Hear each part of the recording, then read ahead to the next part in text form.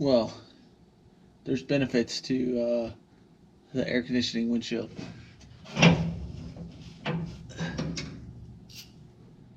had to stick my hand through there because I'm by myself, but I did chew up that flathead screw, but it's out. So now I'm gonna try to pivot that and then get the hood.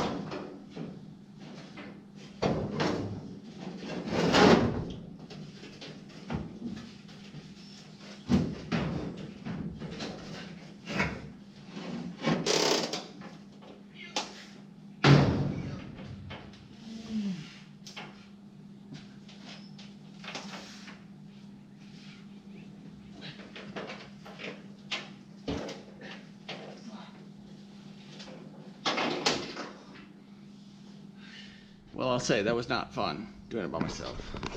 So basically this piece holds the rod in, but that thing's heavier than I thought, which is exciting. If you have friends or people that live by you, not so bad, but now I need to figure out how to lay this down without tearing anything up, so we'll see how that goes. But this is the underside of the hood, all crunchy, dirty, rusty.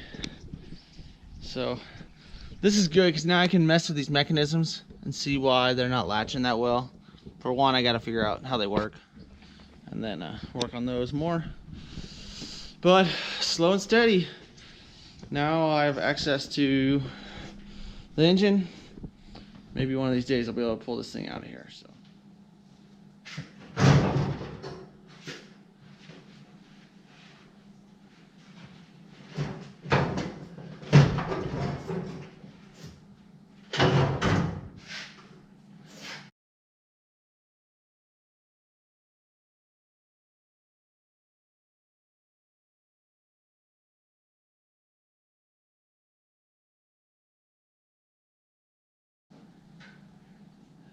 These inside pieces are carriage bolts. I hate carriage bolts. But I think what I'm going to do is I'm going to weld those on and slide those in the back.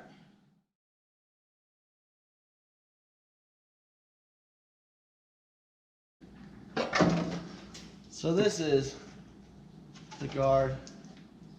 It's got a little rust through here, but that's the kind of splash guard. I'm not going to use these, but I'll save them for someone else that wants them.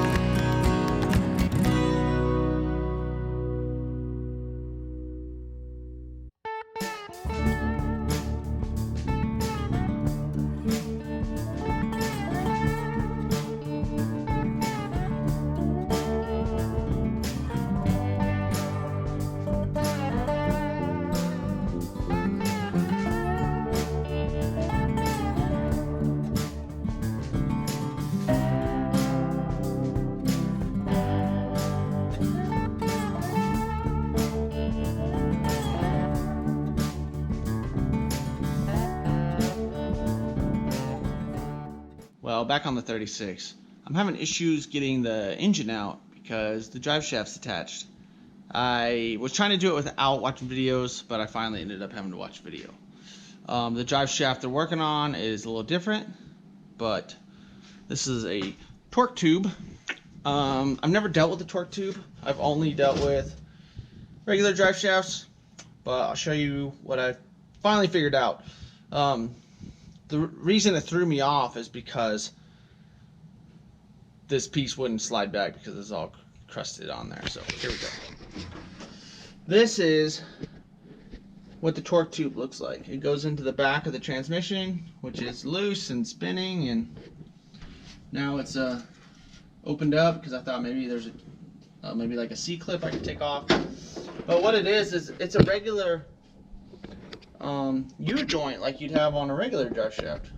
So what I was having issues with is this whole shaft slides back towards the back. Well, I loosened this piece up, but these little washer rings were so tight on there I could barely get them to spin.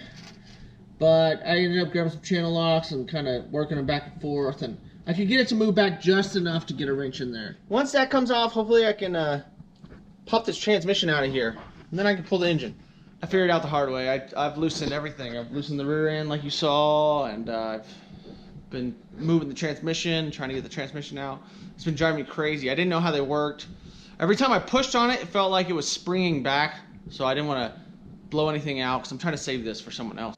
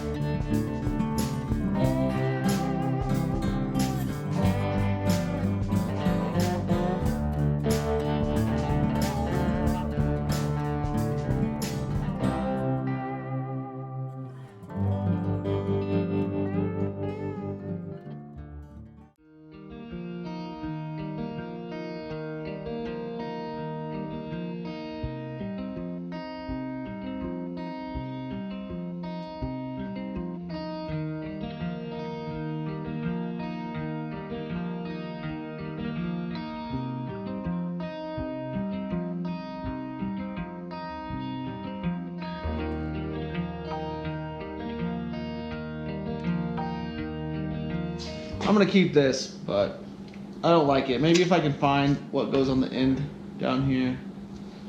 Maybe, but I doubt it. I don't really like how it looks. I hate how that's there now, but whatever. Alright, I'm gonna show you guys this rear glass. So I ordered some rubber for it from the filling station.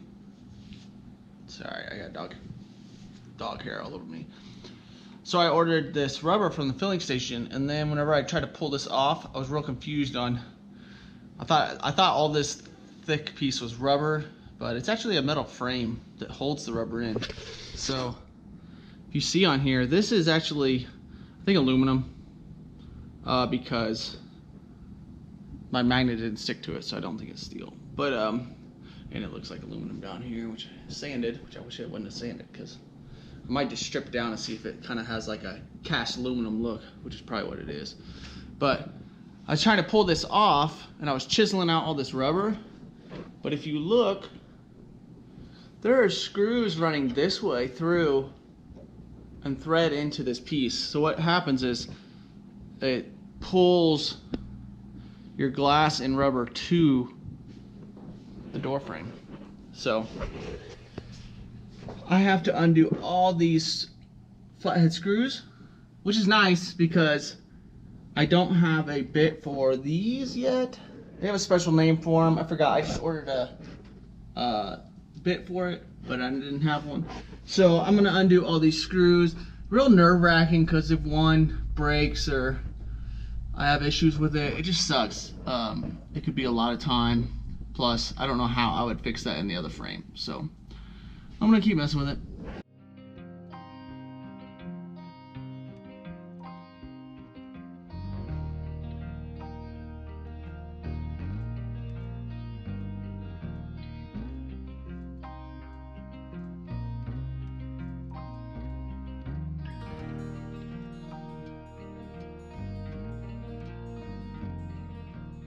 So this is what the frame looks like. You can see it's not like, usually the rubber would sit over both sides, but this just pushes in from this side. So, pretty excited. That's not all rusted out. Looks pretty decent. Cleaned it up a little. But excited I didn't break any screws off in here. This is actually what it looks like. Let's see. So this is the outside that you guys see. Well, this is what the inside looks like. It has little threads in there. But you can tell this is a cast piece.